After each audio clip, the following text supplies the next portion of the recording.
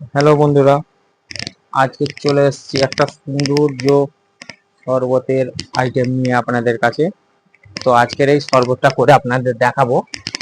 প্রথমে একটা লস্যি ঢাললাম।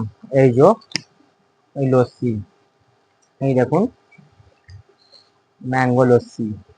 ওটাকে এই যে কাটলাম, কাঁচি দিয়ে কেটে নিলাম। প্রথমে এই বোলের মধ্যে ঢেলে দিলাম এই সুন্দর একটা লস্যি। তারপরে ঢালবো একটা ক্যাম্পা। এই দেখুন এই ক্যাম্পাটা, এই যে ক্যাম্পাটা ঢাললাম। ঢালার পরে এই যে ক্যাম্পাটা ঢাললাম, এর মধ্যে লস্যির মধ্যে অ্যাড করে নিলাম, নিয়ে এটাকে ঢেলে দিলাম। তারপরে দেব এই দেখুন রসনা। এই যে রসনা ঢাললাম, এটা লেবুর রসনা। এটাকে পুরোভাবে ঢেলে দেবো। এর মধ্যে দেখুন এই গরমের মধ্যে দারুণ শরবত। এই যে এক পিস রসনা প্রথমে ঢাললাম, তারপর আবার এক পিস দিলাম। এই দেখুন কাটছি, এই কাটা হয়ে গেছে। এই যে ঢেলে দিলাম। দেওয়ার পরে হালকা করে একটু এটা পুদিনা পুদিনা অ্যাড করে দিলাম। পুদিনা পাউডার এটা এর মধ্যে অ্যাড করলাম। তারপরে করলাম হালকা একটু চাট মশলা। এই দেখুন চাট মশলাটা দেখে নিন। চাট মশলাটা অ্যাড করলাম।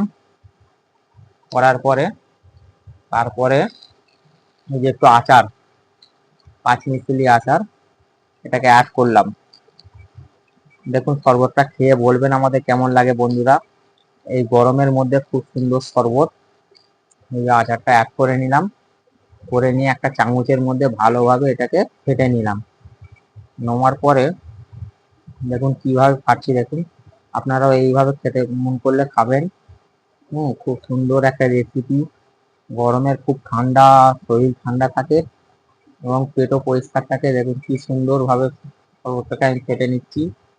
এই যে আমাদের অলরেডি ফাটা হয়ে গেছে, শরবতটাকে ফাটা হয়ে গেছে দেখুন।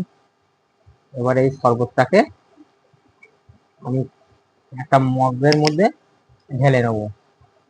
এই একটি ছোট মগের মধ্যে মিশ্রণ করে নিচ্ছি। দেখুন হালকা দুবার একটু মিশ্রণ করে নিচ্ছি।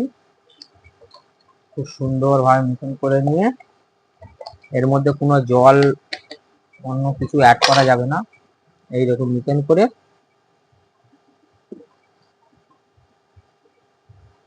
আমি খেতে আরম্ভ করলাম। কি সুন্দর লাগছে, দারুণ লাগছে। আপনারাও খাবেন। কারো যদি প্রচন্ড গরম হয় এই শরবতটা করে খাবেন, খুব ভালো লাগবে। শরবতটা খুবই উপজ্জনক কাজ করে।